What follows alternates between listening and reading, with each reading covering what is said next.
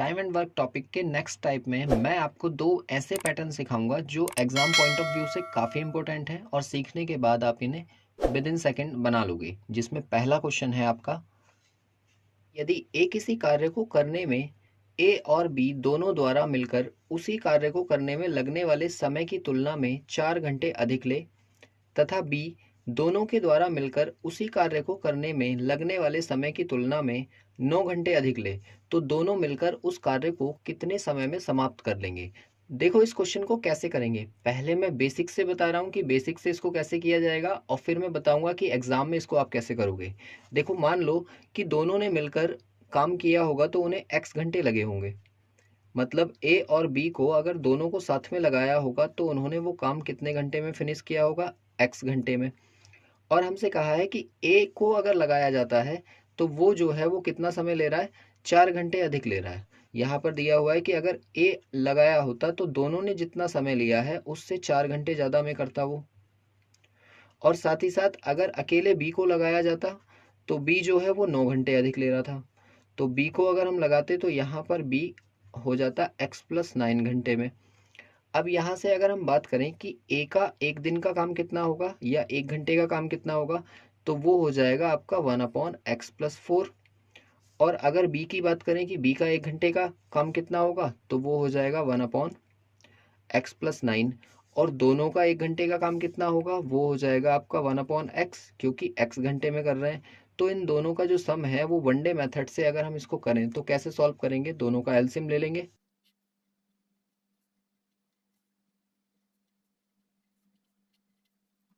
जो नीचे वाले दोनों टर्म है उनको इनटू में लिख लिया, इसकी मल्टीप्लाई 1 से तो x+9 और इसकी मल्टीप्लाई इस 1 से तो x+4। अगर दोनों को ऐड करेंगे तो कितना आ जाएगा, ये हो जाएगा आपका 2x+13, 9 और 4 13 और अपॉन इसकी मल्टीप्लाई कर लो, x की x से होगी तो x² आ जाएगा, +13x आ जाएगा और +36 आ जाएगा और इक्वल्स टू हो जाएगा ये 1/x। अब दोनों की आप क्रॉस मल्टीप्लाई कर लो तो क्रॉस मल्टीप्लाई से क्या मिलेगा, 2x² plus 13x equals to x² plus 13x plus 36। अब देखो यहाँ पर 13x दिया हुआ है, यहाँ पर 13x दिया हुआ है, ये दोनों आपस में कैंसिल आउट हो जाएंगे और 2x² से x² माइनस होगा तो ये बच जाएगा x² इक्वल्स टू 36। अब यहाँ से x² अगर 36 है तो x की वैल्यू कितनी आ जाएगी, 6 आ जाएगी। मतलब x जो हमने स्टार्टिंग में लिया था वो कितना आ गया, 6 घंटे। और 6 घंटे में ये दोनों काम को फिनिश कर लेंगे तो हमारा आंसर क्या हो जाएगा, बी आंसर सही होगा। लेकिन ये है इसका बेसिक मेथड, एग्जाम में इसको कैसे करेंगे। देखो एग्जाम में करने के लिए आपको किस चीज़ का ध्यान देना है, जितना ये वर्क एक्स्ट्रा दिया हुआ है, यहाँ से 4 घंटे दिया है और यहाँ से 9 घंटे दिया है, इन दोनों का कर लो मल्टीप्लाई और उसका स्क्वायर रूट ले लो।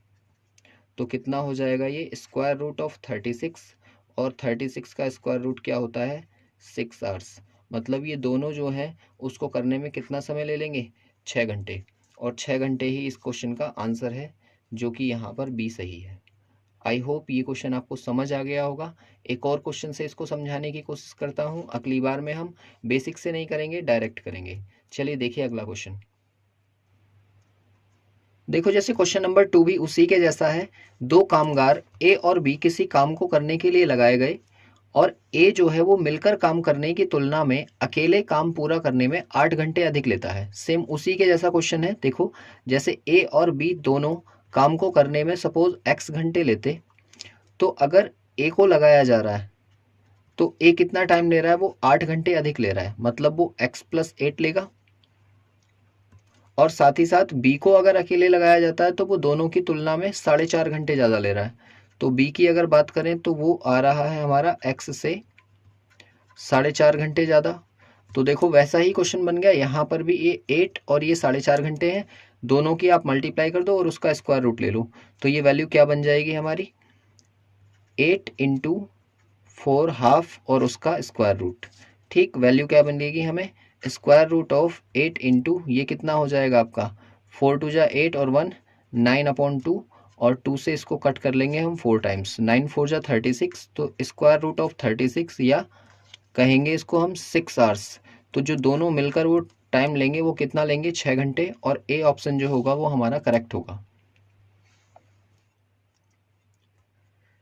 देखिए एक और क्वेश्चन उसी के जैसा है कि ए और बी एक कार्य को x दिन में पूरा करते हैं।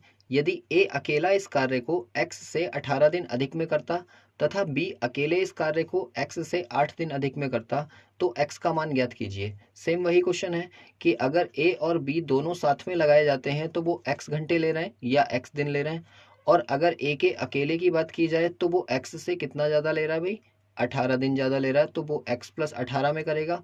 और अगर बी अकेला लगाया जाता है तो बी जो ले रहा है वो कितने ले रहा है, 8 दिन अधिक ले रहा है। तो यहाँ पर हो गया x प्लस 8। अब ये जो दोनों वैल्यूज़ प्लस हो रही हैं इसमें, इन दोनों को हम क्या करेंगे, मल्टीप्लाई करेंगे और उसका स्क्वायर रूट ले लेंगे। यहाँ से हमारे दोनों के दिन आ जाएंगे, मतलब x की वैल्यू आ जाएगी। तो 18 8 जा हो जाते हैं आपके 144, और इसका स्क्वायर रूट लोगे तो ये कितना आ जाएगा, 12। मतलब दोनों जो हैं वो साथ में 12 दिन में उसको फिनिश करेंगे। बी ऑप्शन जो होगा वो हमारा करेक्ट होगा। देखिए क्वेश्चन नंबर 4 दूसरे पैटर्न पर आधारित है। ए और बी एक साथ मिलकर किसी कार्य को 12 दिन में पूरा कर सकते हैं। तो यहाँ से ये कहा जाएगा कि ए और बी अगर साथ में लगाए जाएं तो वो 12 दिन में काम को पूरा करेंगे, और साथ ही साथ बी और सी उसी कार्य को एक साथ 16 दिन में पूरे करते हैं। मतलब बी और सी को साथ में लगाया जाए तो वो 16 दिन में काम को कंप्लीट करेंगे। यदि ए कार्य को 5 दिन करता है, मतलब ए को लगाया गया कार्य पर 5 दिन के लिए, तथा बी कार्य को 7 दिन करता है और बी को लगाया कार्य पर 7 दिन के लिए, तथा शेष कार्य सी के द्वारा 13 दिन में कंप्लीट होता है। मतलब सी ने कितने दिन काम किया होगा, 13 दिन। तो काम कंप्लीट हो जाता है। तो पूछ रहे हैं कि उस कार्य को सी अकेला कितने दिन में पूरा करेगा। यहाँ पर हमने ये देखा कि अगर इन दोनों की बात हो रही है तो दोनों का एक कॉमन वर्क मान लेंगे हम। कॉमन वर्क कितना हो जाएगा, 12 और 16 का एलसीएम जो कि 48 है, और 48 12 से इसको डिवाइड करेंगे तो 4 बार, और 16 तिया 48। यहाँ से ये एफिशिएंसी आ गई। लेकिन ये एफिशिएंसी जो है ए और बी दोनों की है, और यहाँ से बी और सी दोनों की एफिशिएंसी है। तो अगर हम बात करें कि यहाँ पर तो पर्टिकुलर अलग अलग टर्म आ रहे हैं, लेकिन हमें वर्क तो 48 यूनिट ही कराना है। तो देखो इन तीनों को आपने ऐड कर दिया, और ऐड करने के बाद कहो कि भाई 48 यूनिट वर्क कराना है, तो इसको हम ऐसे लिख सकते हैं। यहाँ से अब देखो, यहाँ पर 5A लिखा है और प्लस ये जो 7B लिखा है इसको मैं 5B प्लस 2B लिख सकता हूँ। ऐसा मैंने क्यों किया, ताकि A और B में से 5 कॉमन लिया जा सके। तो इसको अगले टर्म में हम लिख लेंगे 5A प्लस B। ठीक इसी तरीके से यहाँ पर 2B दिया हुआ है और ये 13C है, तो इस 13C में इसको कह दो कि ये 2C हो जाएगा और प्लस 11C हो जाएगा। यहाँ से ऐसा क्यों किया, क्योंकि इन दोनों में से हम 2 कॉमन ले लेंगे और बी और सी की बात हो जाएगी, और प्लस 11C हो जाएगा, और इक्वल्स टू कितना वर्क है हमारा, 48 यूनिट। यहाँ से देखो ए और बी की दोनों की एफिशिएंसी हमारे पास 4 यूनिट है, और बी और सी की एफिशिएंसी हमारे पास 3 यूनिट है। तो यहाँ पर 5 इंटू ए और बी की एफिशिएंसी रख देंगे, वो 4 आ जाएगी, और प्लस 2 इंटू बी और सी की एफिशिएंसी रख देंगे, वो 3 आ जाएगी, और plus 11 into C equals to 48। अब देखो यहाँ से ये हो गया 20 और प्लस ये हो गया 6, 26 और प्लस 11C इक्वल्स टू 48।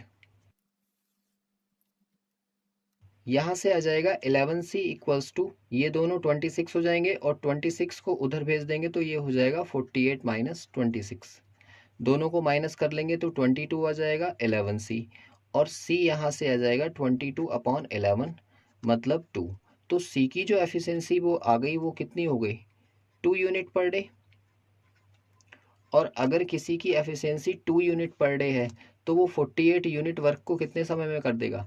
तो सी की बात हो रही है, 48 को आप किससे डिवाइड कर दो, 2 से, और 2 से ये कट जाएगा 24 टाइम्स। मतलब सी को अगर अकेला लगाया जाएगा तो वो 24 डेज में उसको कंप्लीट कर देगा, और ए ऑप्शन जो होगा वो हमारा करेक्ट होगा। आई होप ये क्वेश्चन आपको समझ आ गया होगा।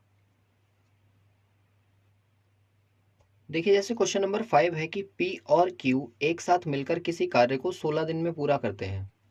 तो यहाँ पर हम लिख लेंगे कि P और Q जो हैं अगर साथ में लगाए जाते तो 16 दिन में काम को कंप्लीट करते, और साथ ही साथ Q और R उसी कार्य को 20 दिन में, Q और R को एक साथ लगाते हम तो वो उसी कार्य को कितने दिन में करते, 20 दिन में कर लेते।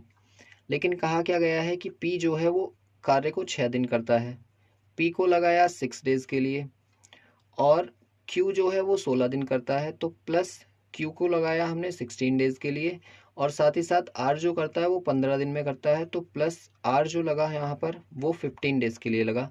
तो उन्होंने जो है टोटल वर्क फिनिश कर लिया। तो पहले हम टोटल वर्क मान लेते हैं। टोटल वर्क कहाँ से आएगा, इन दोनों का एलसीएम ले लेंगे। इन दोनों का एलसीएम आ गया 80, और ये इनकी दोनों की एफिशिएंसी आ गई।